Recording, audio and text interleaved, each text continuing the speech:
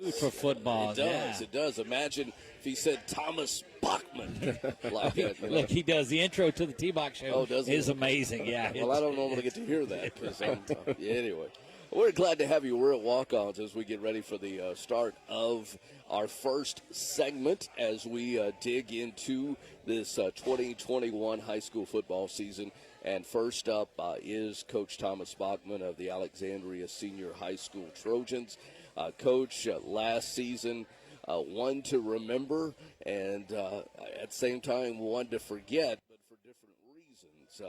Last year, from a scheduling standpoint, you went from 1 week to the next, not knowing if you were playing a district game or playing anybody, and then scrambling to get a game filled. But yet, when playoffs came and then the matchups were set, boy, did your Trojans catch fire and were right there on the doorstep of a state championship. We had a great group. And we really did, and you're right. I mean, in so many ways, last year was very challenging, and you know, there were parts of it that were really disappointing and hard to deal with. But we had a great group of kids that just have been their whole career for us, been very resilient, extremely tough. You know, so to go through a year like last year was, it just makes me really appreciative of the senior leadership that we had, because those kids carried that thing. From the beginning, there was a determination of, hey, we're just going to see this thing through. And, you know, we're going to miss them, no doubt. A lot of them, you know, are doing great off at school. It's fun to get the reports of, you know, whether their college coach will send you a message or you know, Judd texted me about an hour or two ago just checking in, seeing what was going on and, you know, wishing us well with being in quarantine right now. So, just a great group of guys. Miss them, and looking forward to seeing who's going to fill those roles this year. Well, that's what I was going to talk about, too. You know, as is high school football, you get these guys at this level that maybe have a year or two of playing. Judd, we saw him for, I guess, 2.5 years or so, or 3 playing there at quarterback. But you step in with a big man. It seems like you have to be 6 foot plus to play quarterback at Ash these days. But you got another guy, Joe Bordelon, coming right in. Yeah, we feel really good about Joe, and Joe's been great to coach, and seeing his progression from, you know, where we were on the first day of spring practice to where we are now. All the confidence in the world that we're not going to miss a beat there. You know, he can make all the throws, you know, and he's just getting more and more comfortable every single day, like the guys, you know, that he has to get the ball to. So a lot of confidence in Joe, and really anxious to see what he does here these next 2 years. You're replacing a lot on the offensive line. Of course, you've got some big guys that are back, but they'll be leading the way for Jarvis Newton and that group that's back there. Arguably one of the fastest running backs, fastest players in the state. I think he's ranked second in the 100-meter even. And just when he gets a seam, he can go. And we've seen him doing that 2 or 3 years. A little bit about that offensive backfield that you have. Yeah, Jarvis has been doing it now. This will be his 3rd year to be, you know, a guy that gets a bunch of carries. And it's his now, you know. Another guy, Chris Gorham, has had a great camp. Really excited to what he's going to bring back there. But you're right, you know, Jarvis has big play potential. You know, when he gets out in the open, there's not many people that are going to run him down. So, you know, the more times we can get him to that 2nd and 3rd level, the more explosive plays he's going to have for us. I mean, because he is, man. Go back and watch some of his highlight film and just see when he gets loose. It's usually points unless he trips and falls. That's right. Talking with head coach Thomas Bachman on our high school football preview show as we're coming to you live from Walk-Ons. It is the place to be tonight, and we're here with you till 8 o'clock tonight. Our first segment, Alexandria Senior High School on the clock. And, Coach, we talk about it in a little bit in the beginning, but you actually start this season, if you will, where you don't want to start it, but you certainly would rather have it now than the end of the season, and that's starting on COVID quarantine for the team, not for the coaches. That's why we don't have a player here with us today. So you missed the scrimmage opportunity, if you will, that would have been on Friday night. You'll have the jamboree that will also be scratched because of that. But at least at this point, Faraday on September the 2nd is still in sight for your first game action. Yeah, it's disappointing that we're in this. Some things I'm definitely going to have to look at, and structure a little bit better so we're not in this situation again. But, the reps that we're missing are, extremely valuable. It makes you really anxious, but because I just know the growth that we could have made in some of these spots where we are a little bit inexperienced. A scrimmage and a jam against quality opponents would have done a lot for us. But, as we talk to the kids and tell them, we're going to find a way to overcome it because we've got great senior leadership. So we're going to rely on them and, with what their parents will allow them to do. They need to make sure that they stay in shape. And I've made this point a few times, with some different interviews that I've been able to do. And, COVID, I get it. We want to protect our kids and do all that we can. But there's also some other elements that I don't think people are taking maybe into consideration. This time of year with this heat, the biggest thing that has me concerned is these big boys that have been away from us for 2 weeks and they're not, and we're going to take them and stick them right back out in the heat, and they're going to be playing a game in a couple of days. That's every bit is unsafe, or I just don't know how smart that is, if that's the approach here in August and September. Last year was some of that. We didn't get started until October where the weather is already broke. So, I mean, those are the concerns or the things that we're going to have to overcome, is conditioning and heat acclimation all over again, getting back out there with all that gear on here a week from now so that we're ready to go, because the kids are going to play hard. They're going to push themselves there on Friday night. How quickly can we put enough back in the gas tank where we can power through for 48 minutes? And look, you don't ever like to look ahead, but we do want to look at the overall, because it's a preview show. Week 2, I mean, there's the elephant in the room. You got St. Thomas More coming to town. You take a trip to Mississippi. So the schedule, it looks like it increases. Tell us a little bit about that St. Thomas More and how that worked out and how you got that on the schedule.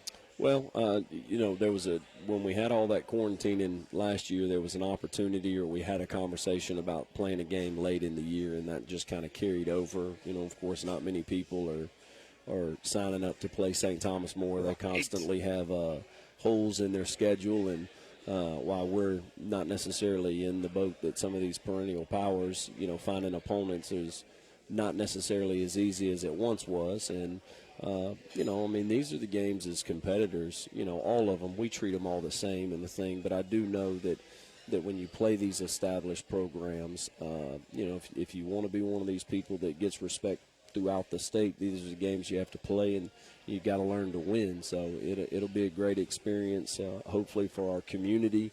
Got a chance to see them this summer in 7-on-7, and the quarterback is phenomenal. And that's what I was going to say. It's a great opportunity with someone that has already committed to LSU. He's following in his dad's footsteps. Jamie Howard, who was a quarterback at LSU, his commitment was very public because his mother had passed away, and it was something that he did to honor her.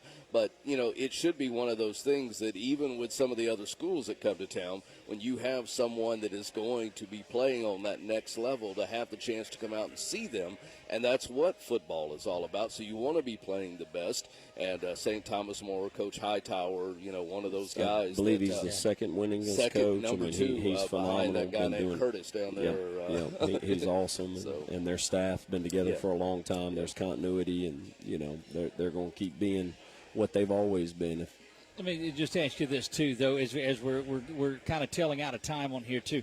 And we'll get into this once we start the Thomas Bachman Show later in the season. But the confidence of going to the state championship and battling to within a point of Acadiana, who's won it 2 years in a row now, what kind of confidence does it give to your younger players, some that are now seniors, that are making their way into this season? Well, I think it's the cool thing is there's a level of expectation within the program that our kids have for themselves. They expect to compete, and they expect to win.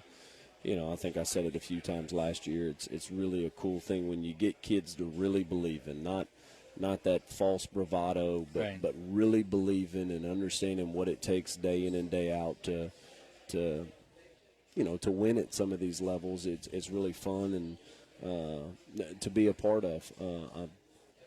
Just stress to them that it's an everyday, you got to win Monday, Tuesday. It's, it's the coaches talk, but yeah, that's really fun when they want to play to a standard, and there's just that expectation that they have of themselves and their teammates. I think that, you know, when you kind of get that going, then you have a chance to compete, and that's the other thing. I know we're running out of time, but trying to get our players, the thing we talk about, you can do all this hard work, and it doesn't guarantee you anything. I mean, we didn't win the state championship last year. Correct. You know, all it does is get you an opportunity. But I guarantee you, if you don't do it, if you don't pay the price day in and day out, meeting in and meeting out, rep in and rep out, you ain't even got a chance against some of these great people. And, you know, for us as competitors, all we want is a shot when it gets late in the game. Right. You know, can we make that play? And in a lot of our games, we were fortunate to make those plays. We just came up a little bit short there at the end of the season. So the Thomas Bachman Show will begin on Thursday, September the 2nd. Week 1, that's correct. Right here at Walk-On's first home game. First 2 games are at home with Faraday and St. Thomas More. Coach Smith bringing his team in on the opening weekend, and then the St. Thomas More on the second.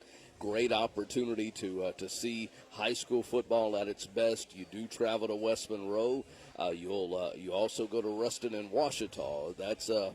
We've got some trips on the schedule this and year, somewhere up near Tennessee, I think, in week 5.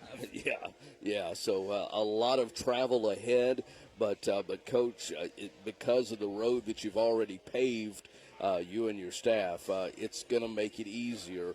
And I don't want to say that to the kids to give them some false sense of security, but you know, these kids that are now stepping up into the Judd Barton spots and into several of these other players, you know, they're seeing what it takes. And you certainly are paving a way to wherever that road's going to take you.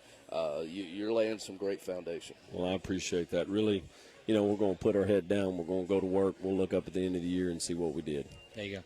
Head Coach Thomas Bachman joining us on the first segment, Coach. And I know you guys are excited to get back to work. I believe that'll be next Friday that you're able to get back. Well, kids come back to school on Friday. I'm trying to figure out, it's 10 days for this and 14 days for this, and jumping through all the. We'll talk a little bit more of it in week 1. Head Coach Thomas Bachman joining us here. We are live from Walk-Ons. Coming up in the second segment, we're going to talk to Bryant Bell, the new head coach of the Pineville High School Rebels, Rich. And we're going to find out for whom the bell tolls. And, it's way too early for you to do that, Chuck. No. Hey, stay with us. We'll be back after this timeout. Our preview show continues from Walk-Ons on LA 103.5.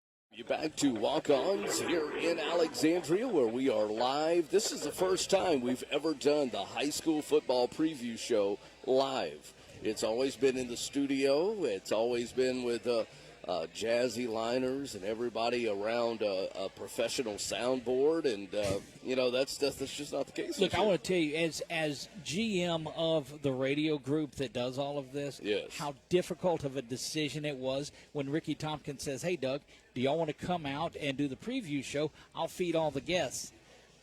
Well, yes. you had me, yes, indeed. Well, so we pivot to some great guests that have not yet had a chance to eat, like you and I. They're going to eat after their appearance, but he's kind of new to being the first guy on the platform to put on the headset. Right. But he's the head coach now. And he gets to find out for whom the bell tolls. Stop. That's twice you've made that joke. Look, Coach. But he didn't hear it the first time. Good. Rest assured. Head Coach Brian Bell is who he's talking about in his first year. And, Coach, I'll tell you this. The energy that you've brought. You and I talked in basketball last year when I think you had first gotten hired. We were doing a game over at the girls' gym. And it continued from there on just through the social media, the impact that you're making with just the fire and setting things up there. And we'll talk to Bruce about it in just a little bit. But, man, kudos to the fire that you've brought back to Pineville. Well, it's definitely been a team effort, and we're trying to make sure that it's genuine energy and not fake energy. And so far, so good on that. Right.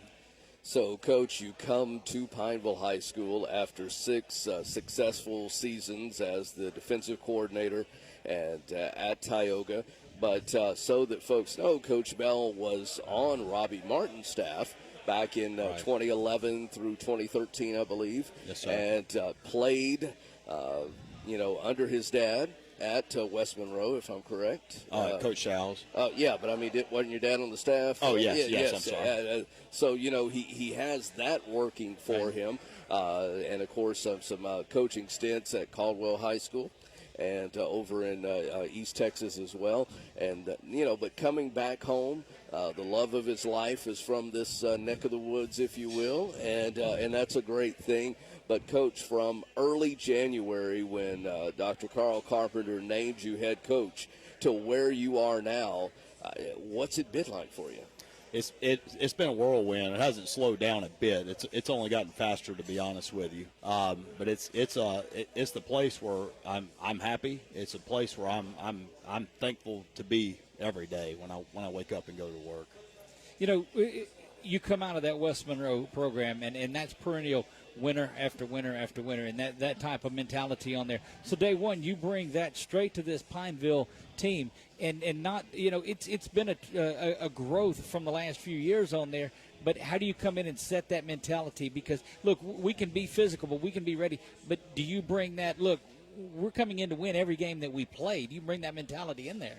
We do. We bring the mentality that we're going to win every day, and we're going to get just a little bit better every day. Right. And it started on day one. The first time I walked in the weight room with these guys, it's everything that we do. Our core values are displayed. Whether that's discipline, that's toughness. I know every coach says this, but I feel like we exemplify it on a daily basis. Right. And it's just in everything that we do, we want to be better, and we want to be winners on that particular activity.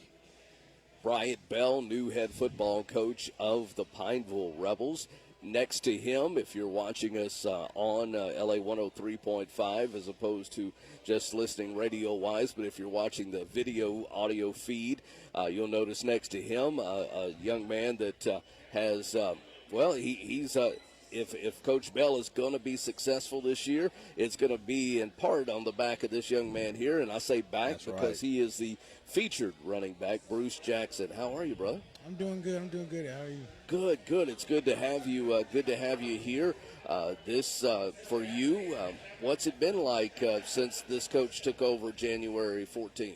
The energy, and the focus immediately. The shift that he came in with was, I'm gonna just say, unprecedented. I didn't really know much about Coach Bell before he came. I talked to a couple of Tioga guys before he came, and they all told me basically the same thing. But like the focus, I feel like, in the mentality shifted day one as soon as he walked through those doors. I mean, you could tell like it's go time with Coach Bell.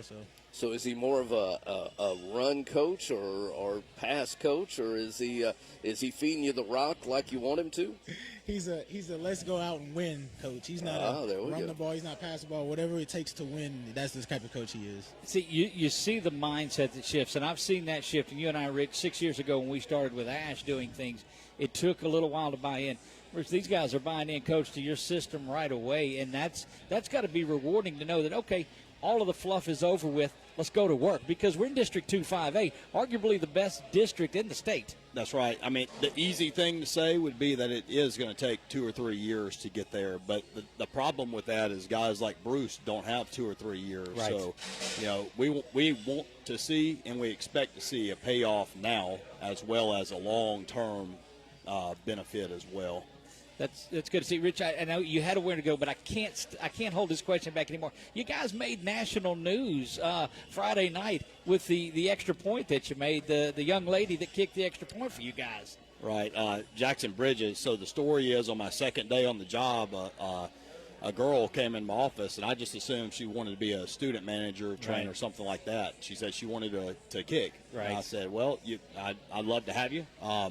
You're going to be held to the same standard as all these guys in here, and you're going to be at workout, so forth and so on. And she's been there. I mean, she's not one of the guys, but she's one of the guys as far as that goes. And she's the best kicker on our team, right. And the best is going to play, and she fits the mold and is doing a great job. That's phenomenal. Great story out of Pineville. It is, and we look forward to developing that more. We'll have. Of course, the Bryant Bell Show live from Jim Deggy's starting on Thursday, September the 2nd. We'll be there each Thursday night, and looking forward to playing on Friday nights as well. Pineville will have, and of course, this is how the COVID shuffle, if you will, has affected Pineville. Originally, they were playing in the Peabody Sinlaw Jamboree.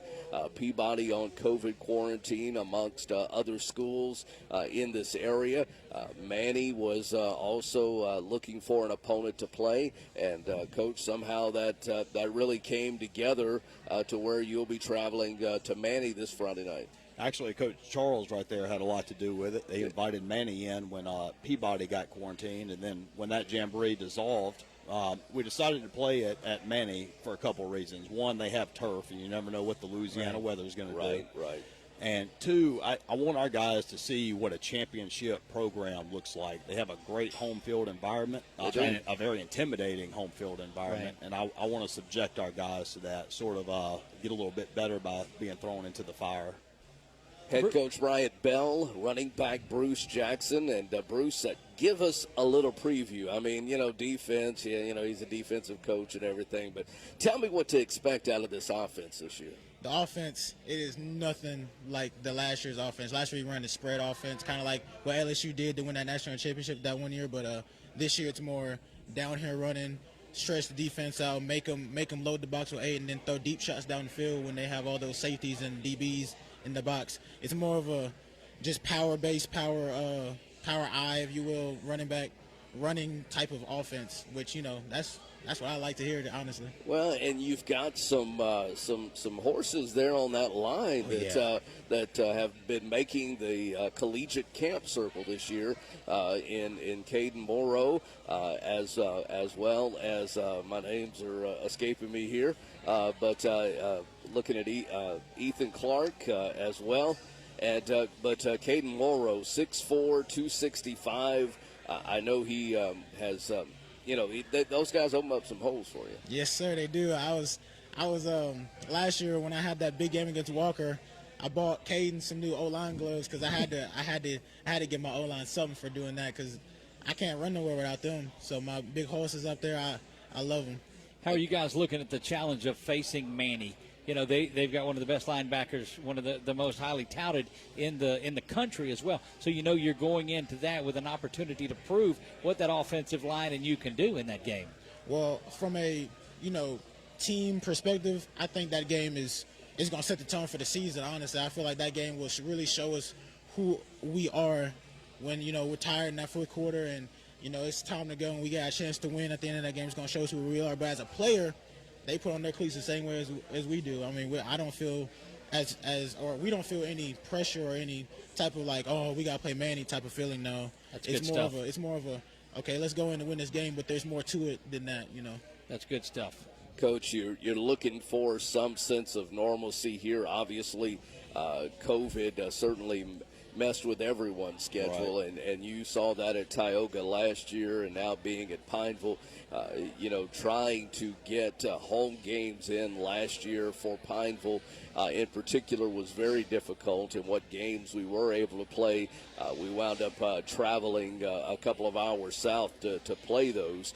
So the opportunity to get some home games, what are you having to do as a coach, not just strategizing the X's and O's, but to protect your kids, to be able to try to get in the games that are on the schedule?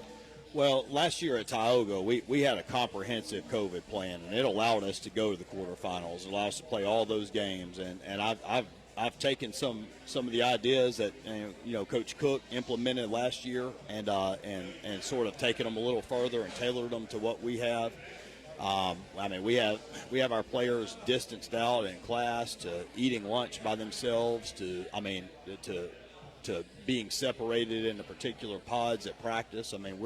We're doing our part. It's what you have to do, unfortunately.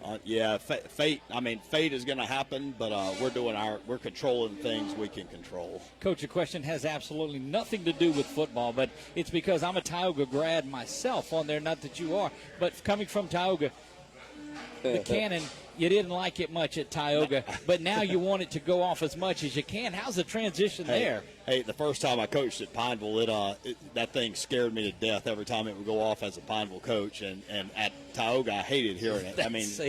It wasn't good, but I hope we blow that. I hope we run out of gunpowder this year. That's the problem. Bruce, having a Tioga guy come over to Pineville, what do you do there? Is he okay? Is he a Pineville guy now?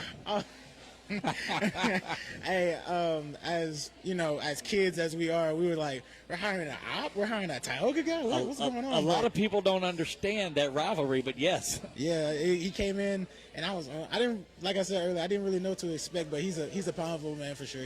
But you see, he was a rebel before he ever came here. Yeah. He was a West Monroe rebel, and then he was a Pineville rebel. I So, see you're connecting the dots, right, but right. it's nothing like the Tioga-Pineville No, battle that's going to no. happen, and it's great to see. Coach Bryant, Bruce Jackson, guys, look, the best of luck to you this season. Thank you. Success. I love to see the passion that a young man like this is bringing to it, and it comes straight from his coach, and that's great for this area and good to see. Yes, sir. Thank you. You'll hear all the Pineville games this season with Nathan Martin and myself on our sister station, 105.5 K-Buck.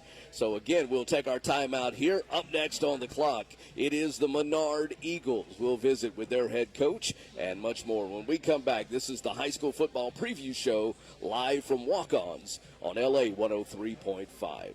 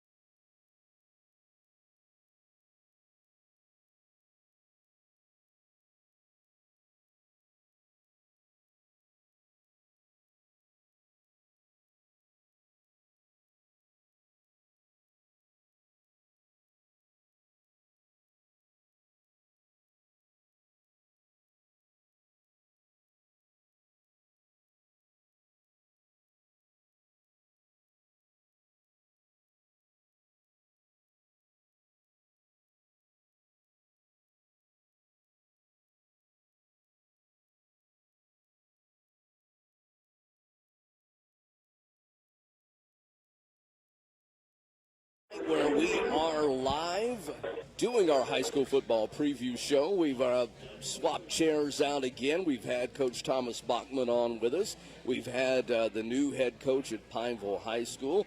But when he left, we told him to take Doug with him, and he did. And so we've got Tom Boucher joining us here now to get us into our Menard segment. And Tom, a name that I was already familiar with, and you and I talked on the phone right after he was hired, and I told you, I said, you guys are going to be in great shape. You've got a great communicator, both to the team and to you as a play-by-play guy, and I hope my recommendation, even if he's listening, you'll affirm that was a good assessment. It was an excellent assessment, Rich, and yes, we did have that conversation, and we're obviously talking about Justin Charles, the head coach of Holy Savior Menard Central High School, the Eagles. And with him, he brought along Braden Byers, a senior, and just a wonderful player in his own right. And, Coach, welcome. And, Braden, welcome to the show. Thanks for having us. Glad to be here. Coach, as you think about year number 2 last year, I would think coming right out of college where you had played, was an assistant coach and then a head coach at Louisiana College, crossing the river to Holy Savior Menard. Your first season, a little bit of a blur. Now you've had a chance to have a full off season and settle in. What's that been like for you? Oh, man, it's been a great experience because now I have the opportunity, or having the full off season and seeing these kids in the off season and just being able to play and teach the kids different things. It's a different mindset that our kids do have, and I love having the opportunity to influence these kids and just push them daily.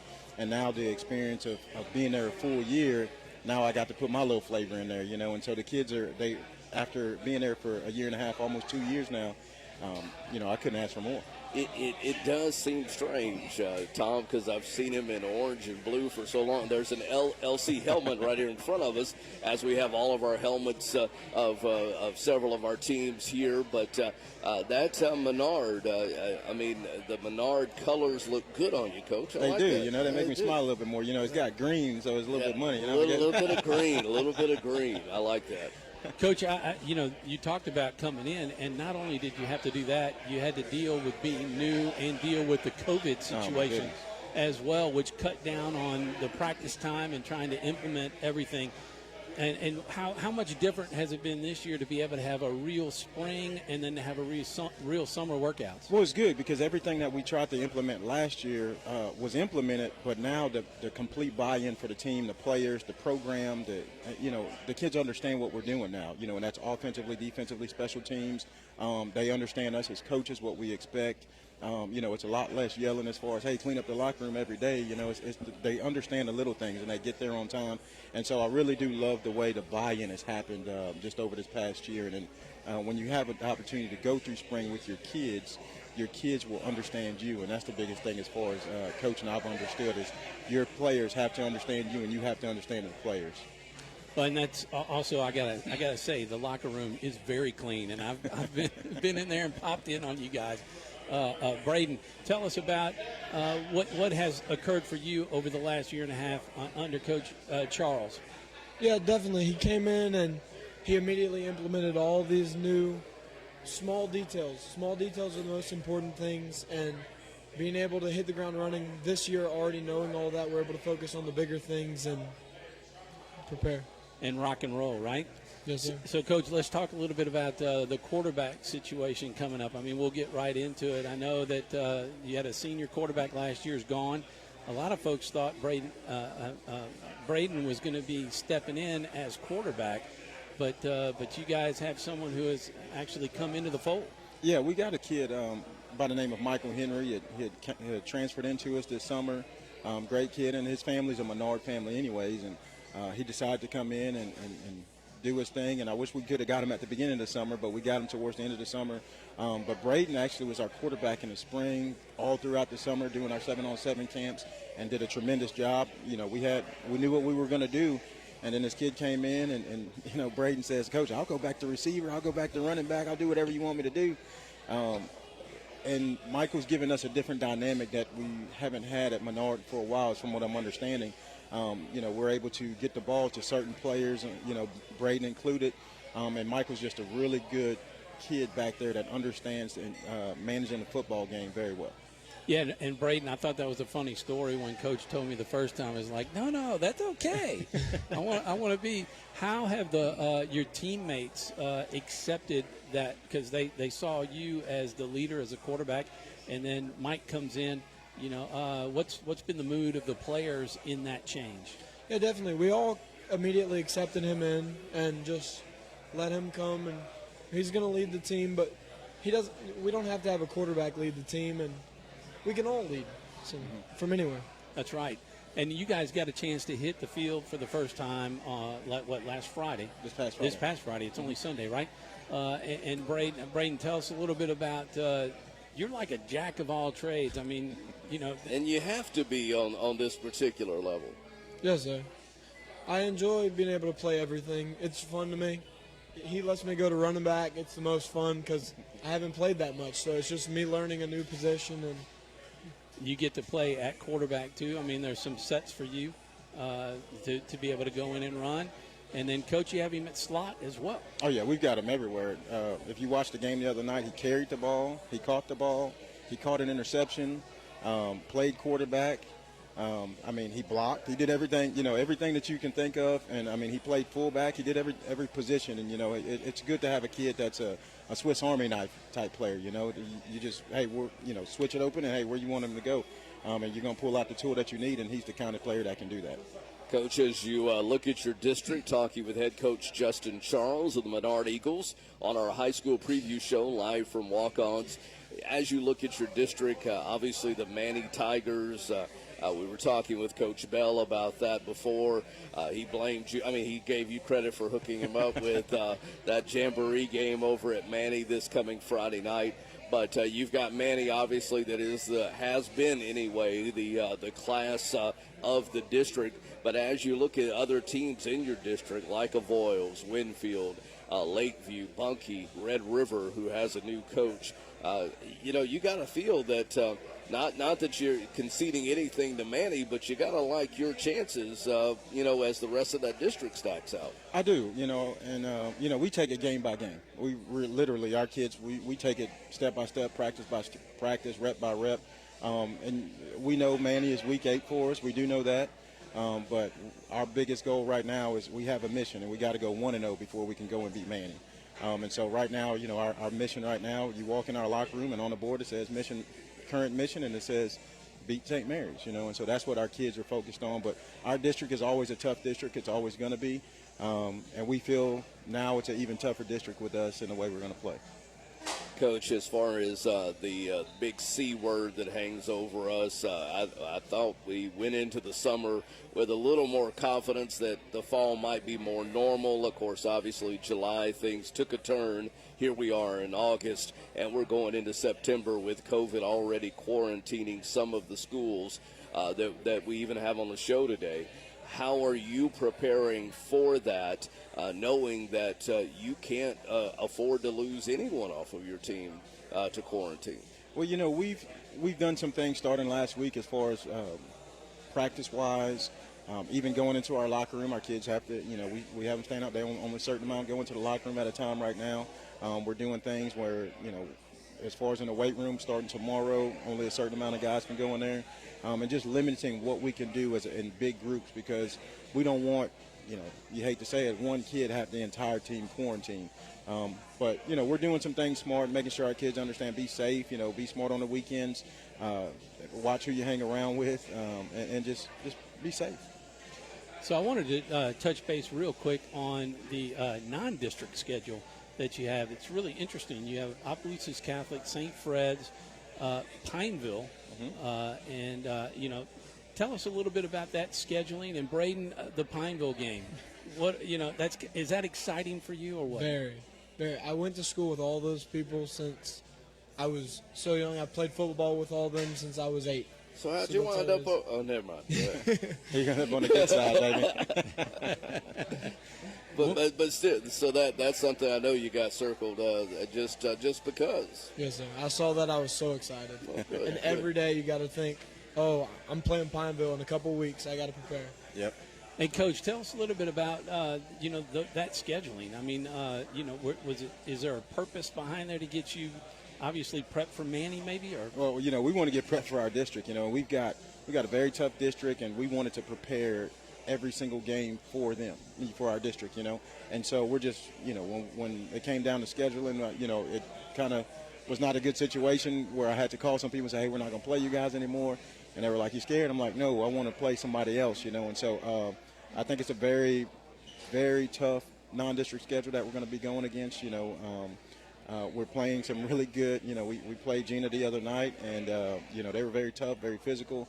We got Montgomery this week. They're going to be a fast team. And so we want to play very tough when we're not playing in our district so it can prepare us for our district. And I tell you, I'll say this. I know this the contract was done before Coach Bell came to Pineville.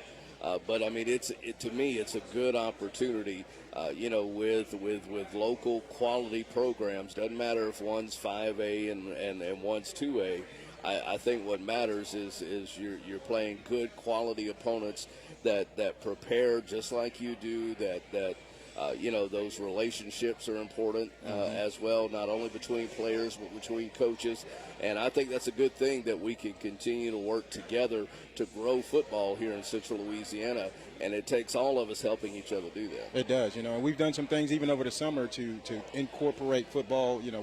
At Menard, we hosted a big 7-on-7 league over at one of the city parks, and man, every school in Central Louisiana was there, and we even had teams from Ville Platte, Leesville, Natchitoches come, and there was 16 teams there all summer playing every Thursday. And so it was just a great deal to try to build up football in this area. So just to remind everybody, Jamboree 7:00 at Menard this Friday. It was originally scheduled at Peabody, but because of COVID quarantining, Menard's the only game in town this week, really. That's right, because Ash is not playing. Tioga is on the road, and so is Pineville. So Menard at home, and then, of course, you'll debut the show from the Eagles Nest, the Coaches Show, the Justin Charles Coaches Show, on Wednesday, September the 1st. Yes, which will occur the one day prior to the St. Fred's game in Monroe. That game is on a Thursday night, Eagle fans, so be sure to tune in if you can't make it up to Monroe for that game. We'll take a timeout here, and when we come back, we will put Tioga on the clock with the coach's preview. Stay with us. This is high school football coming to you live from Walk-Ons right here on LA 103.5.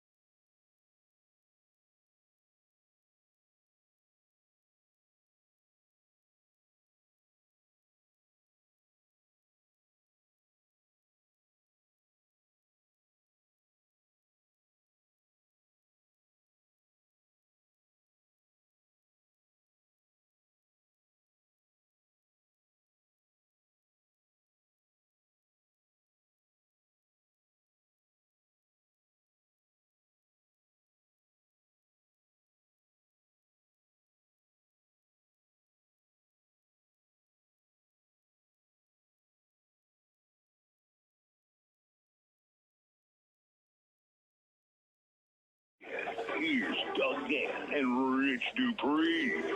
Back in my seat now. I appreciate Tom Boucher for filling in and going over that Menard segment. Well, you saw, just as you've seen with everybody, they've just so fired up and ready to play football. And the same, we've talked a little bit offset. Head coach Marvin Hall is here from the Peabody Warhorses. And, Coach, we were talking off, and we'll just go straight into that, too. Your concerns on the season that's coming up. I know you expressed that. Well, currently we're under quarantine, right. So we were out for 2 weeks. We missed our scrimmage, and we will miss the jamboree next week. So yeah, and that was a jamboree that we've been planning for a long time. It was going to be hosted by Peabody, Sinlaw Jamboree, and as dominoes started falling, you had a couple of teams that were scheduled to play that quarantine hit, right, and including the host team. Yes. And so how are you dealing with that? We had Coach Bachman on earlier. The coaches weren't, but the players were. And he was joking, and I don't think he was joking. They were trying to find game film to watch of anybody just so they could have some sense of normalcy. Exactly. That's what we've been doing. We only had 5 kids that were not quarantined. Oh, wow. So, you can't do much with 5 kids. When you get back off of quarantine, I expect that'll be sometime Thursday or Friday of next week. Yes, August 30th. Are you guys putting anything in the works to say, you know what, we're trying to avoid this? We're going to stay in our group at lunch. We're going to stay here different. What are you guys doing to avoid this in the season? Yes, I've had a lot of extra time, so I've had time to kind of write some things down, so hopefully we can avoid this in the future. The glaring difference this season versus last season, and I'll be the first to tell you that I don't think I necessarily agree with the blanket statement that they did, well, it's going to be a forfeit if you have to quarantine. But it makes a difference because last year it didn't penalize you if you guys weren't able to play. But this year, if you miss 2 weeks due to quarantine in the season, that's tough. Yes, it's hard to recover from that. Right. So, and big stuff going on over at Peabody, too. You guys – and Rich and I talked about this when you got the job, 3 years ago now, that, man, this is going to be, you're going to bring that passion because you've been such a solid coach. Your entire career, we've followed you way back since I've been in high school. But I'm just going to throw that, no. And the things that you're doing, the turnaround, it's great to see out of Peabody. Well, we've tried to address culture. Right. And I think we've done that. We've got a great group of seniors this year. So hopefully those guys can take the field and we can see what they can get accomplished. What are some of the things, the keys that you're looking to coming back for you this season? Well, offensively, we have Arthur Lavallee coming back. Yeah, that's enough said. He's so solid. He is just a great young man. Our entire offensive line's back. He's got to really like that. Oh, he does. Yeah. And they're healthy, so we'll look forward to big things from those guys. That's good stuff. And what a great atmosphere over there that it is, too. Opposing teams don't like to play in there. Even for the PA announcer, they just get them fired up over there. It is different. It's different. One of the biggest players that on your team, both size-wise and from a next-level opportunity, is a young man by the name of Greg Knox. 6'6", 300-plus offensive lineman. When you're taking your picture with Coach O, but he was making the circuit of camps. What's it been like for Greg seeing that opportunity that's out there in front of him? Well, I think he's had a great summer. He's gone to a multitude of camps, and his dad also coaches for me. Right. But he's just a great kid, smart, good in the classroom, hard worker, and just a great leader for us. Big solid quarterback that you have back there pulling the trigger, too. That ought to be good to see. Caleb Davidson. Yeah, Caleb, what is he, 6 foot? He's probably a little taller than 6 foot. Wow, that's great to have that type of a signal caller back there with that big O-line protecting him. He's just so smart. Yeah. He makes very good decisions. So we're looking forward to see what he can get done. What about your schedule? Again, we're week to week, but as you look at your schedule, before you get into that district with Tioga and Leesville and Bolton and DeRidder, your non-district schedule? That's pretty tough. We open up with Caldwell. Week 2, we play Natchitoches Central, then Northside, and then the Ash Trojans week 4. Wow. So, and we have Bro Bridge in there after that. So So what you're saying is you didn't really shy away from anything. It's like, look, let's get our – and you've got that type of a group to go out there and let's put the football down and see where we're testing. Exactly. Our guys are excited, so. And that's the thing. We talked as these things progress, too. These guys, you saw Bruce Jackson from Pineville. He's looking forward to those things, and I know they are. Another one of your guys, it's another big one, is Baptiste, that goes, I guess he's your tight end and DN, too. Goes yes. That's good to see, but they've got to be rallying around this schedule saying, let's go. Right. They are. They're excited. They really are, and I'm excited, too. Well, and again, we pray that from a COVID standpoint, while there are a lot of things to be concerned about, at least we've got this running start of knowing how to prepare, knowing what happens if certain situations befall you. Mm-hmm. And, last year we were going into it with the season not starting on time, with games, being clipped from the schedule, district championships just left open because there was no consistency in playing those games. This year, the LHSAA is trying to say, if you're not able to play, it's a forfeit. We're not moving them. We're not rescheduling them. Right. And that presents a challenge. But yet, at the same time, you got to play what's in front of you. Absolutely. So you look at that big non-district schedule that you have. Oh, and then you roll around in probably one of the toughest 4A districts in the state on there. You've got the likes of Tioga and the Wampus Cats, Leeville, Bolton, and what Coach Teague and that group are doing, and DeRitter. I mean, you look around, there's not a week off at all. There are no weak sisters in our district, so it'll be tough.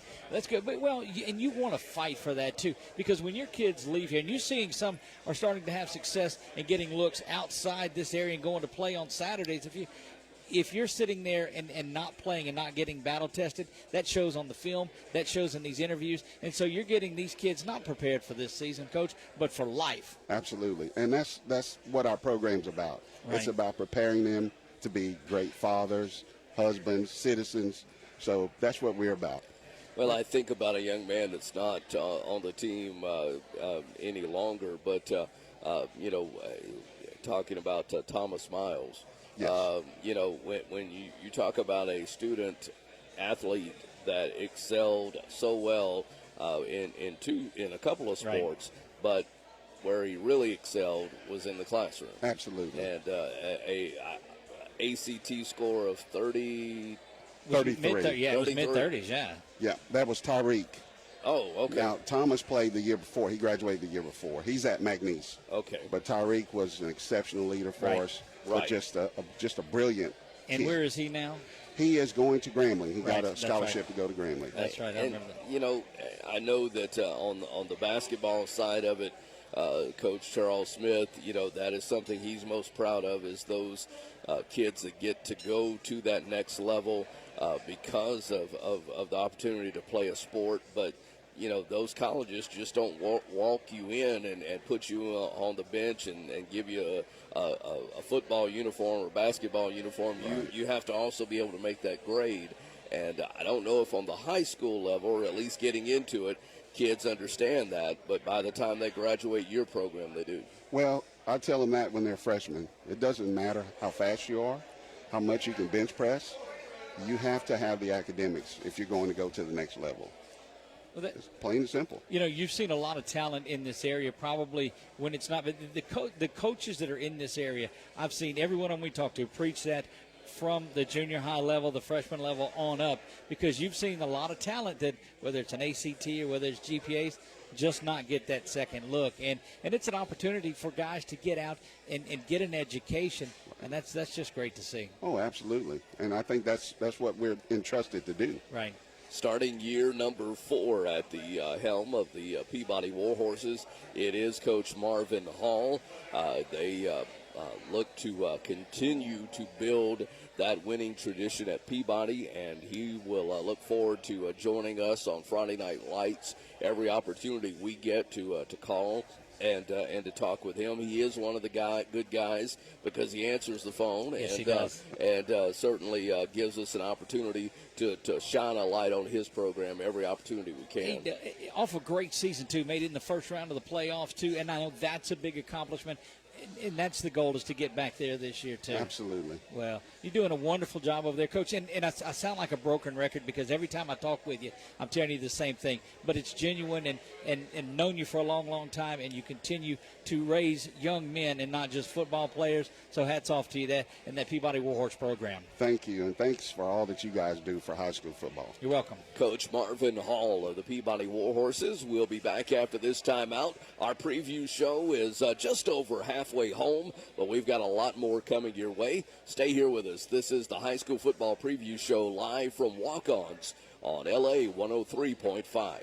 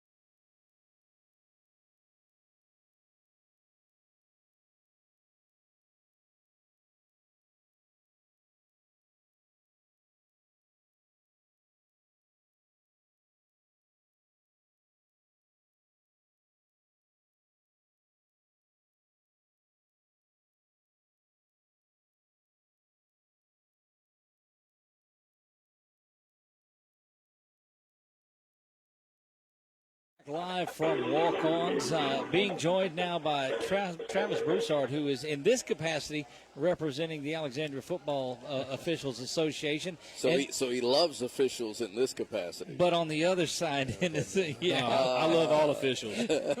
Look, he was scheduled for 6:15 to come in, but every coach was wanting clarification when he was out there. So I don't know. I don't understand what was going on there.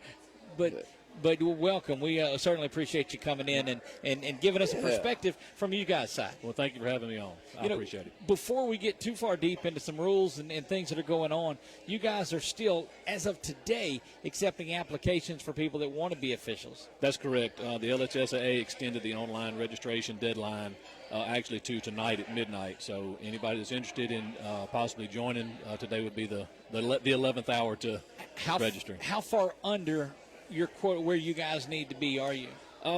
Right now, we're actually a little bit better than we were last year. Really? Because, we've had several new members join this year. We've had a couple of guys move from different associations. So, and because last year was the COVID year, we had some guys that elected not to officiate. But we're okay, but we can always use more bodies. There's no doubt about that. And every officials association will tell you that. If you had just a fraction of the people that have a better view than you do from the stands, Absolutely. how would that work out? Yeah, that's like the old joke that says the umpire went and sat in the bleachers next to the mama and said, you can see everything better than I can, so I'm going to sit here with you. Look, I coached travel ball one weekend, and it wasn't much to it. And I took it up, never did it again. I said, I'm going to get back behind the microphone. So kudos to all that you guys do on that. Well, we appreciate that. And officiating is a thankless job, but we try to be as professional as we can. We go through rules mechanics work every week. We want to do the best we can for the schools. And when something goes wrong on the field and the officials make a mistake, I can promise you there's nobody that feels worse about it than we do. Right. We saw you out at the Ash Inter-Squad game, just training some new officials and working on some things. Yes. So that was good to see. Yeah, we try to incorporate that in the preseason, and the schools around here are very good with allowing us to come and see. And Coach Bachman told me last year we had an open invitation anytime we wanted to come train guys to just let him know we were coming to their practice. And all the coaches around here are good about allowing us to do that. And when you got new guys coming in, it's good to get them some experience where it's not live action, where you can teach them and show them. Because no matter how much football you've watched on TV, it's a totally different perspective when you get out there on the field and put on that striped shirt.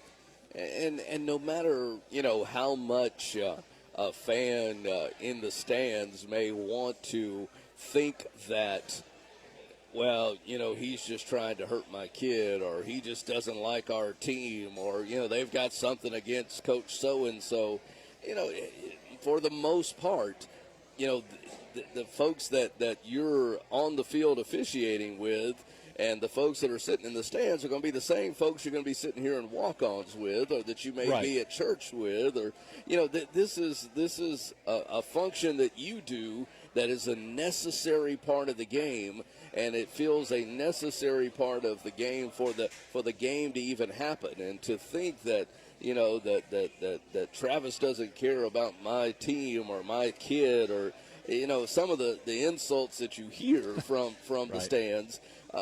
Sometimes as radio guys, it makes us sick. I can only imagine what it does for you. Yeah, no doubt. The one thing that we try to stress and we want people to know is that when we're on the field officiating that game, this may sound harsh or whatever, but we don't care who wins the game. Right. We're out there to do a job, and we're out there to officiate the game objectively to the best of our ability and to use our best judgment. And sometimes there may be more calls that go against one team than another, and sometimes that's just the way the game goes. I coach for a living, and sometimes when you're on the basketball court, the ball just doesn't go in the basket, and sometimes that's just the way it is. Right. It's not that the officials are trying to make it that way. Sometimes that's just the reality of it. Travis Broussard with the Alexandria Football Officials Association. Want to encourage you to get involved with this organization, and don't just sit and complain, but be a part of the solution in addition to grow a group. I mean, your group is like any other that has older members that are starting to pull back from the opportunities, and then you throw COVID into the mix, and it now is a great time to get involved and be a part of something that I know you take a lot of pride in. I have a couple of guys that work for me at the city that they really put time into that craft. And I know it's a very rewarding experience, almost as much as coaching is. Yeah, it is a rewarding experience.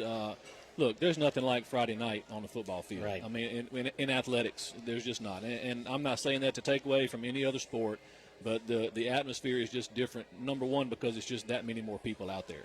And so it makes the atmosphere different. And when we go out there, and like you said, we train our guys. We want to do the best that we can, and the time that is spent training and looking at film and going through rules and mechanics and things like that, the average fan doesn't understand the dedication and the time that we put into it. We don't just show up on Friday nights and start throwing flags all over the field. That's not how it works. Well, and one of the things, too, we talk about the rules and interpretation, and you see that there's a new one this year that the average fan may not even pick up on.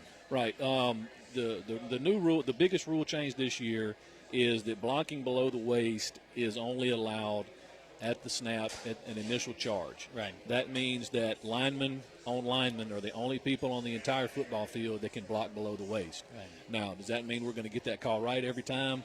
I'm going to tell you right now, no, we miss calls. There's 22 guys on the field, and most nights there's only 5 of us watching 22 players. Right. But the old rule was you had to be in a 2-point stance in order to do that. Now there's no qualifications on what stance the lineman has to be in. The rule just says both men on the line at the snap, and the initial charge is down low. If he waits or takes a step back and then goes low, then we have a foul. And that's all out of player safety in there as well. It's a lot like the horse collar rule that was added. It's all about player safety. Well, to put things to rest, too, and, you hear so much of it, it is not an automatic first down unless it's roughing. Correct. There's the 4 roughings. That was changed. And the hard part is most of the football that everybody watches is Saturday or Sunday. That's right. And if there's a foul on the defense in those 2 leagues, NCAA and NFL, 99% of those fouls are automatic first downs if it's on the defense. And in federation rule, high school rules, there's only 4 fouls that are automatic first downs: roughing the quarterback, roughing the kicker, roughing the holder, or roughing the snapper. That's right. So that puts that to rest, and we'll continue to work on that throughout the year. It was a little rough for us until we learned that. But, right. So. always training and working on it. But Travis Broussard, we appreciate you taking this opportunity to come by. Thanks Sam Forrester for the work that he does in this area and with supporting local high school sports. And if we don't talk to you again, we certainly will at basketball season. Appreciate it. Thank y'all for having us, and we appreciate the work y'all do for high school sports. Thank you. Travis Broussard joining us here from the Alexandria Football Officials Association. We're going to take another break. We are live from walk-ons. When we come back, we're going to get into our Louisiana College preview, and we'll do that right after this on LA 103.5.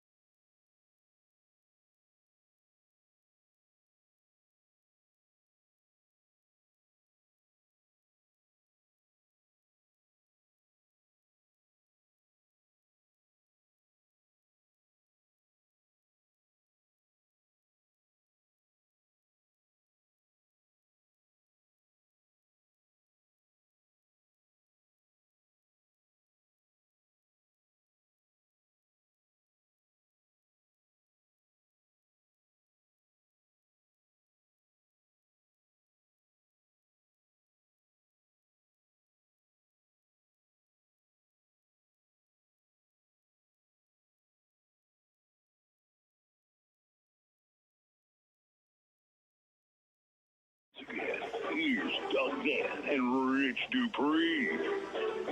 And good evening again, everyone. We are coming to you live tonight from Walk-Ons. This is the first time that we've done our high school football preview show live on location. Don't think it'll be our last time. Folks are enjoying the great food at Walk-Ons, most of which we have to watch being served while we're doing this show. Right. But we will look forward to enjoying some of that after tonight. And I tell you, the next two guests we had were already making their way to order before we said, your time is now. So it is good to jump into the Tioga Indian segment, one of the four schools that we follow all season long. You can hear them on our sister station, 104.3 The Bridge. And Coach Kevin Cook will be the man that you normally will hear on Thursday nights for the coaches show when they do that, starting the first Thursday night in September. Is it Thursday night you're doing them or Wednesday night? Tuesday night will be the Tioga Coaches Show live from Buckets is where that one will be. Scott Mills will take that. And it's the first year that we've been able to have a Kevin Cook Coaches Show on there, so we're beyond excited about that too. So we'll have all four of our schools that we feature, not only on Friday nights, but with coaches shows all during the week. And we're very happy to welcome Associate Head Coach Dan Chrisman of the Tioga Indians. Coach Cook could not be here tonight because of COVID quarantine and protocol, but he's itching to get back on the sideline, I know, Coach, and that's hard to keep a coach, away from the field. It is. We just finished a Zoom call with him, and it seemed to last forever. Right. So we did that, and we're prepping for the Jamboree. I know normally on Sunday afternoons, as I've been talking with Coach Cook, that's when you have your time of putting whatever the game was before you, behind you, and getting ready for the next week. I know that's an important time for you guys. It's a teaching tool. We grade the scrimmage film. We watch it, see what we can tweak or improve on, and mainly it's technique and things of that nature. And then we move forward to the next one. So tell me about your scrimmage. The first, I assume the first opportunity to hit someone else that's not in a Tioga uniform, that happened on Friday? Yes, it did. I was really pleased with the scrimmage. The kids held up physically, and we didn't have any heat problems with it. And it was a good scrimmage. Marksville's got a good, solid little squad, and it went really well. I was very pleased with it. I thought our quarterback threw the ball pretty good, so we got some things to build on. Well, it's easy, too. I'm sorry, Rich. Look, we've been away. I can't. You got like three linemen here with you right now, but it's just 6'5", 315 goes Hayden Chrisman. But I think you might be a little bigger than that even, too. Hayden, welcome to the show. Did you expect big things out of you? One of the highly rated offensive linemen in this area. So what's it like being one of the highest rated offensive linemen in this area? I mean, it feels good, but I just got to keep my mind on it and keep working to keep pushing forward.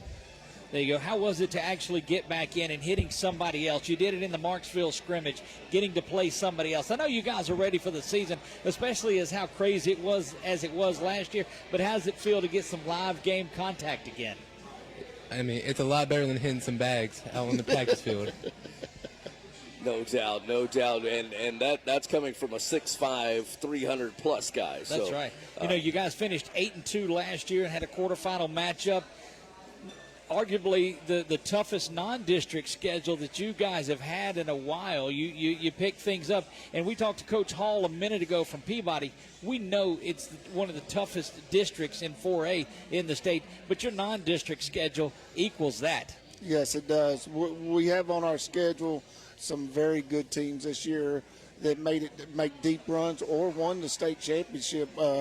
In week 3, of course, Pineville 5A. We open up with Como, which is a 5A school out of Lafayette. Right. And then we have on our schedule we have Pineville 5A school, and Coach Bell's going to do a fantastic job for them. He's a great guy. And then we play in the Independence Stadium. We play Berg. Yeah, that's a big-time battle right That's there. a big battle and big atmosphere. Independence Stadium, I think they call it Battle of the Border. The Battle of the Border. And it's Yeah. great exposure for your guys, too. That's the great thing. You're getting on a statewide level there. Yes, it's fantastic for the kids Right. to experience something of that nature. And then we have our normal battles. You have, Peabody's, Leesville, and then sandwiched in between there, we got Manny, state champions. And then we have Eunice that a couple years ago they won a state championship. So Yeah. we really upped our schedule. And some of it is because of our record the last few years. Some people won't play you, but these people want to play you. So that it benefits our young kids that we have this year to play people like that. Coach, you talk about your young kids. You had a quarterback that from his freshman year through his senior year was your coach on the field in Blake McGehee. Now you have to pivot to a new general to lead your offense and lead that team. How has that transition been going? It is transitioning. The good thing is Gabe Sellers will be the guy. He's going to be taking the snaps, and he's progressing each time he walks out there. We're replacing 9 guys on the offensive side of the ball. Hayden and Kobe Tillman are the only returners we got on offense. So it is a program that's processing on in this, and each rep, each thing that we do, they're getting better at. Well, that's good to see. The atmosphere, the turf field. I think you guys are getting a new press box out there, too. It's a tremendous time. There's always been such a rich history. We joked with Coach Bell. How did it go from hating the Cannon to now loving the Cannon? It's that's it. And I told him, I clarified it by being a Tioga graduate. I could talk about all of that I need to. But it's just a great family atmosphere out there in the North Rapides side of it. We're fortunate. We really are. We have some of the best facilities in the state. 2 nights ago we had West Monroe and Zachary scrimmage in there. That's huge. And it was just fantastic. Yeah. And they loved it. They said, Coach, we can't believe y'all have an indoor practice field, which we do. And so it is really beneficial to us, and it just helps. It helps the kid. The kids have pride in our facilities, and it's a good thing. Talking with Associate Head Coach Dan Chrisman about the Tioga Indians. Kevin Cook in his 7th year at the helm of the Tioga Indians. 8-2 last season in the quarterfinal round of the playoffs, and that's getting to be, Coach Chrisman, a familiar spot for the Tioga Indians. And while that's good in some ways, it's pushing through to that next hurdle, just like to use the basketball analogy, the Chicago Bulls, the Detroit Lions, the Detroit Pistons was always the big bad team that they just couldn't get past for a couple of seasons, but then eventually that maturation took them on to the next level. The Tioga Indians in that same kind of boat of getting to the quarterfinals. Folks know where Tioga is now, but going to that next step is something that I know you and your team are trying to push. We are trying to always push to the next level. You have to. You try to get better every day that you're out there. You try to push your squad. We have a good tradition. Coach Cook has created that. Yes, sir. He's just got it on track. You're gonna have periods where you're young and you kind of what people call rebuild, but nowadays it's really not a rebuild, and you just try to reload and keep going. And that we're in that process right now. Like I said, our non-district schedule is really, really tough, but it will make us better down the road. Having the leadership that Hayden that you bring into it too, being one of the 2 offensive starters that returned from last year, how do you rally those guys up and say, look, this isn't just your first year starting, this is expectations to get deep in the playoffs? You just got to remind them that even though it gets hard, you got to keep going. And being the only starter coming back, it's tough, but you just got to do it. There you go. And so, but you guys don't lose any expectations just because there's new faces out there. Your goal is still quarterfinals and beyond and getting to the Superdome if there is one. Heck, it was at Northwestern last year. But looking to progress and to do that. You know, we always want to make it to the next level, the next round, and keep pushing until we get there. Well, exciting things. I know you returned, Coach, 4 starters on defense. Do you get any work out of Mooter at all? I mean, I don't know. Yes, he's actually doing a real good job with our defense. They're really getting their hand. He's getting his hands on them, and they're progressing really well. I thought they played well in the scrimmage. And, Marksville runs that Notre Dame box-looking offense, and they hung in there with them really well, so I was very pleased with that. Health-wise, everybody seems to be good. Once you get your coaches back, do you have any of your players that have been out, and what's their timetable for return? Well, we'll start. We have quite a few on quarantine. Right. It's not that they have it, but they're quarantined. They were around somebody, so we'll start getting a few of them back this week, and then later on next week we'll get some back if negative test. Well, Coach, your program, and it was referred to earlier, Coach Bell talked about it, Coach Hall talked about it. The Tioga program was probably one of the models in our area of how to implement COVID protocols in 2020 and getting through that and being able to keep your scheduled games and get into the playoffs. And it seems like we're back on that same slippery slope again this year of going from week to week. And I trust what you guys have already implemented will help sustain you through the next 10-plus weeks. We go over and beyond. Yeah. We do. We won't let them more than 15 minutes in a group, less than 15 minutes. We wear our masks. We do everything that we need to do. They have their own individual water bottles.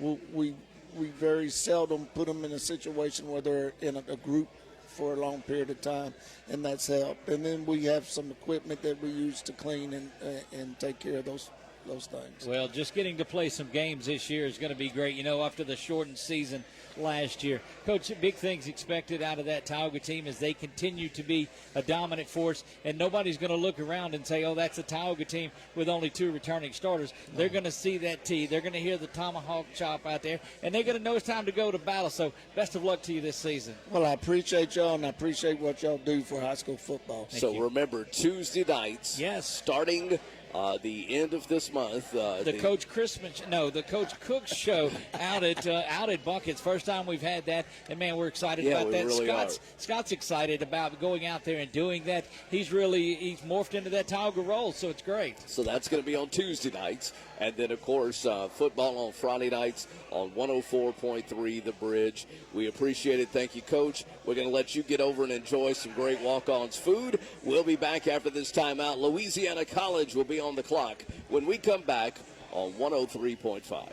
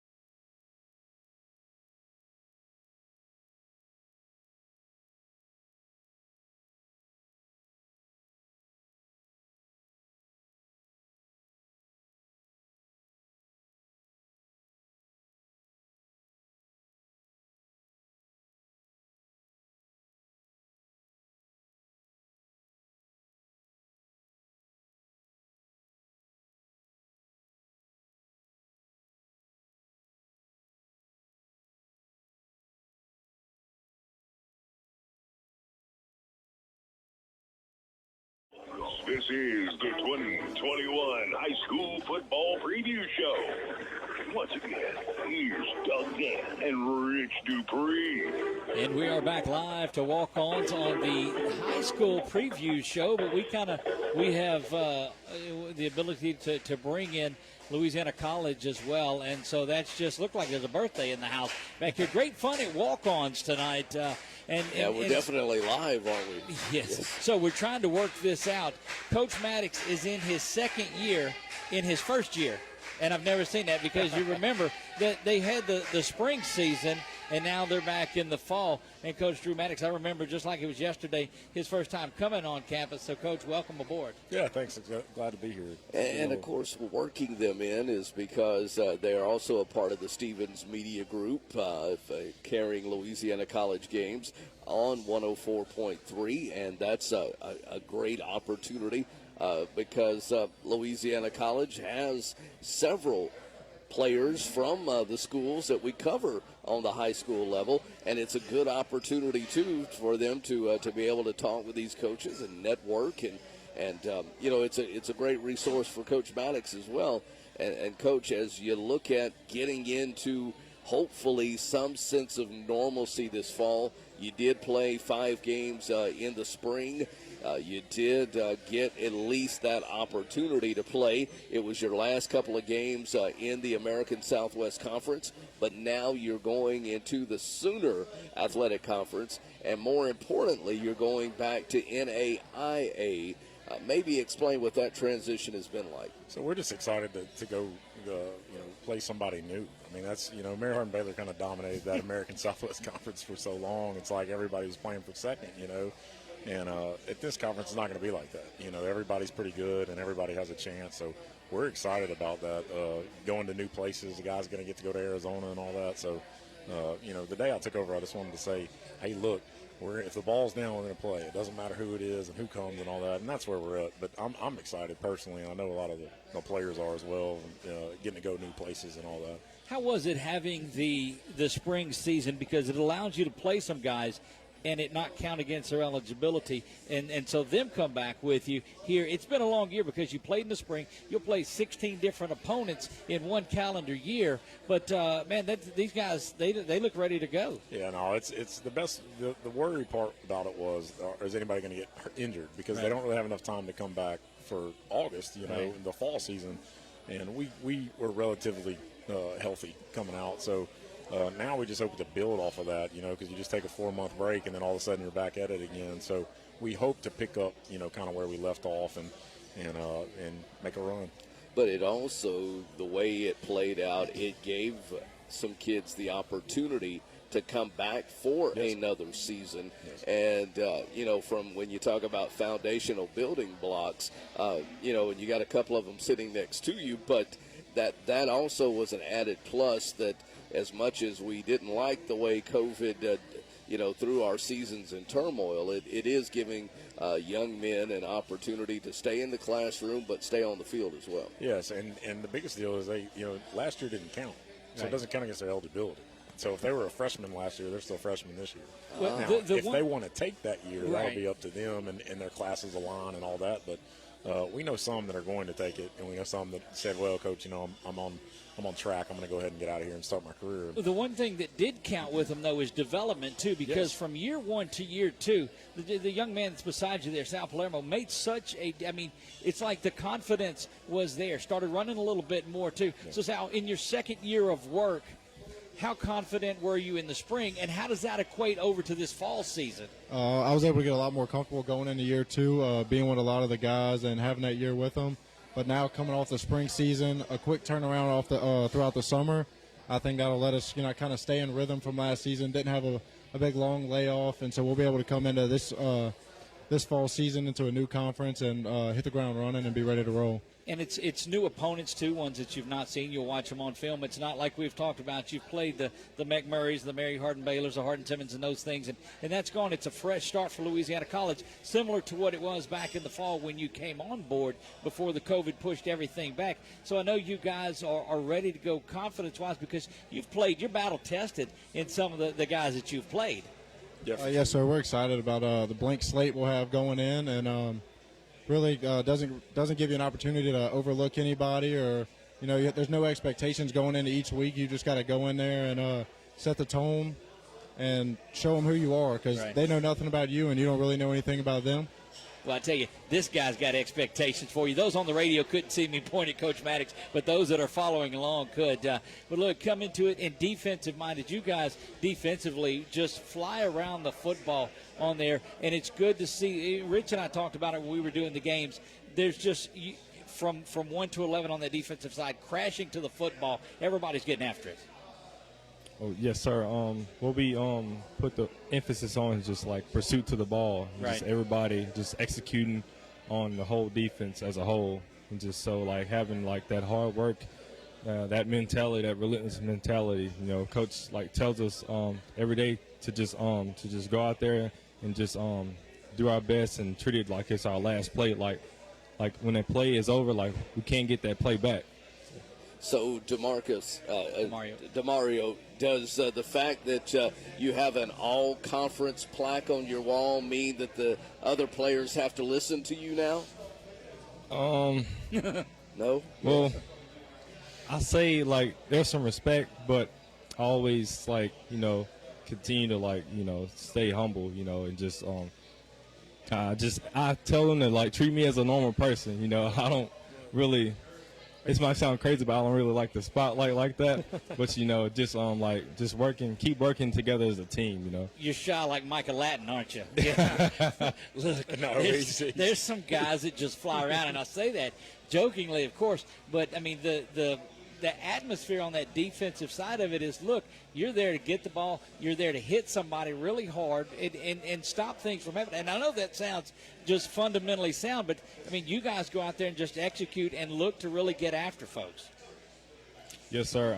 I think we do a real good job at that as a whole defense, and just working on that in practice and just putting that on the field on Saturday is the biggest thing, Well, it definitely is a new attitude. It definitely, what we saw in the spring was just a taste of what I really feel we're going to see this fall. You've got a lot of new faces coming in as well that are stepping in and are learning the Wildcat way. And I love what you guys are doing. And, from Sal's point of view, his biggest decision is going to be, do I give it to Devin? Do I give it to Markalen? Do I run with it? I love what this offense is able to do. And when he's not handing it off or when he's play action pass, then he's got some guys going down the seam that he can hit as well. Dude, when he tucks the ball and runs with it too, it's such a different weapon that's on there. But we talk about running. The running that I saw Briscoe do in that Mary Hardin-Baylor game, I don't think I've seen a back in my history that I've been with him too. So that's got to be exciting about bringing that type of an offensive set back onto the field. Yeah, so Briscoe and Milburn and all those guys, they're coming back. And there's another guy, Daylon Charles. Y'all don't know about him yet, but he broke. We put him in right there before the half at McMurray, and he broke 150-something yards. Well, he's going to be a guy you're going to hear about because we got to get him on the field. And so you're going to let Sal pass the ball in? Oh yeah, he's definitely going to pass it for sure. So Sal's going to. There's going to be some big plays that are going to happen. He knows it. He knows it's coming. So we're all excited over there, man. We can sense it. I've been coaching long enough to know that it's we're about to be back. I know that you get scared saying stuff like that, but.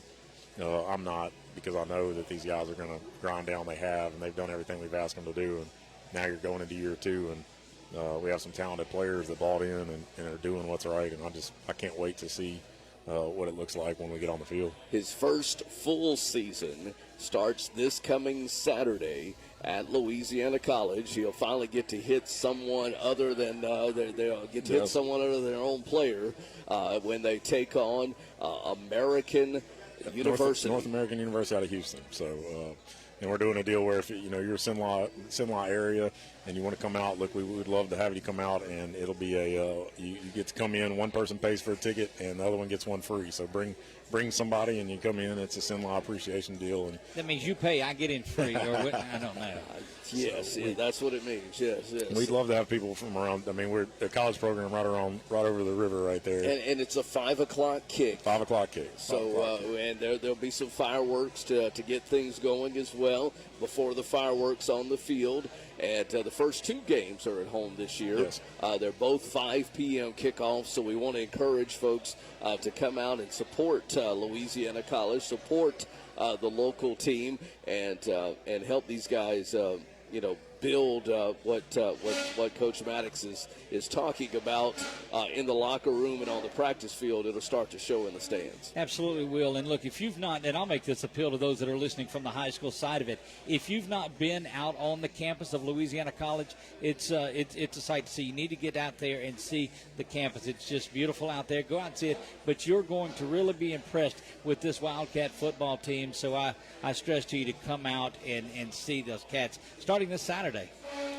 And again, buy one ticket, get one free. So that's a BOGO that you can take to the bank. Coach Drew Maddox, again, NAIA this year. You can follow the Wildcats on our sister station, 104.3 The Bridge. We'll have each game. We look forward to that, and we look forward to talking to you. Leading up to the game, we have a 30-minute pregame show, which always is getting you ready for kickoff. So we're excited to play football in the NAIA, in the new Sooner Athletic Conference. We want to encourage folks to come out and join us. Yes, sir. Thank you guys so much for letting us come out here and everything y'all do for us, promoting us. Coach Drew Maddox. Claws up. I have to do that. Claws up. I don't even know how to do that, but that's good stuff. See, they know how to do that. That's right. Great job. Right. Sal Palermo, quarterback and all-conference defensive back, here with us as well. DeMarco Weathersby. We'll take a timeout and we'll come back. Stay with us. More of the high school football preview show to come from Walk-Ons on LA 103.5.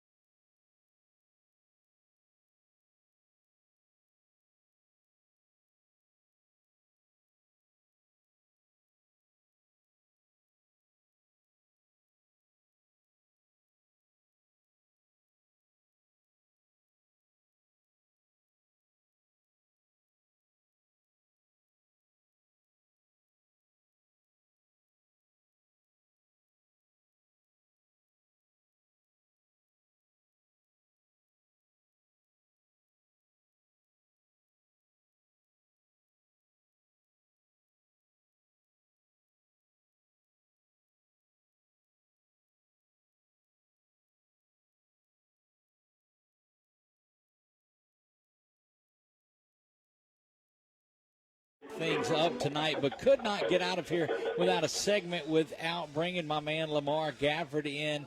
Used to be the number one reporter at the Town Talk, but it seems like he's the number one reporter in town anymore as they're going away. Before I do, big thanks to Walk-Ons for inviting everybody out tonight and having this show. It's certainly the first time that we've been live from Walk-Ons on our preview show and won't be the last. But wanted to thank Ricky Tompkins and those guys. But Lamar, welcome to the show. Yeah, thank you very much. I mean, it's like what the other primetime Deion Sanders once said, you know, if I cover 25%, water covers the other 75%. So, hey. Wow. Did you hear that? I did. That's good stuff. And Coach. You know, you got to shift back on that. Yes. So, Lamar, going into the season, you know, you've seen a lot of the rankings and different things that are going on. You're covering a lot more. But what are a couple of the key things you're looking to see this season? Can we get healthy? Can we stay healthy? That's the number one thing, I think. I think that's the most important thing. You know, can we stay healthy? Can we stay COVID-free? But most importantly, you know, some of these teams here that have veteran leadership, I mean, I would like to try to see them continue to make those leaps, and also some of those teams that have some good young players as well. Can we see them make those leaps this year? So I think those are a couple of things I really want to look at this year. Do you feel, Lamar, that going through COVID last year and how that, gave coaches a preview of what we thought was behind us, but yet is in front of us again? Do you think some of those coaches that prepared for it good and better last year have a little bit of an advantage this year? I think so. I mean, we all know now what we have to deal with and everything, and, of course, trying to get through that this year. I mean, that's going to be one of those things. I mean, of course, you know, we hate to have the situation where somebody has to find an opponent in the middle of the week, but, you know, it looks like the LSHA may have some, I guess, or at least the LSCA is going to probably do some things right there just to kind of match some teams up and everything else like that. But, you know, I think it kind of gives them a little bit of an advantage this year. Coming back into it, you've got week one. Where are you going to go? I know where you're going to be week two. But tell me where you're going to be week one. I haven't decided that yet, but I'm really thinking about the Ash Faraday game. That's probably going to be the one I'm thinking about. That'll put you at Ash 2 weeks in a row because you better be there for Ash and St. Thomas more. That's going to be a battle. Definitely so. And, of course, you know, you see the Trojans having to face against Walker Howard, the top quarterback in the state here. So, I mean, you know, that's going to be a very big one there for this season. But, you know, of course, that Ash Faraday game, I mean, we all know here that is a litmus test, but for both of those schools, I mean, of course, Faraday getting all the way to the 2A championship game in 2019, and, of course, Ash making it to the 5A title game last year. Can I put you on the spot real quick? Yes. Who's your as if I wouldn't anyway, who's your preseason All-Sinai MVP? Oh, boy. Oh, man, you are putting me on the spot. But we will have the Super 6 coming out on Sunday, next Sunday. So you'll have 7 guys on that? No, we won't. We'll have we'll have a parish and we'll have an area group. So I'm pretty sure the area is going to really feel pretty good about, you know, these 12 guys. And, of course, looking forward to seeing great games, seeing the new coach at Pineville, seeing year 2 for Coach Charles at Menard.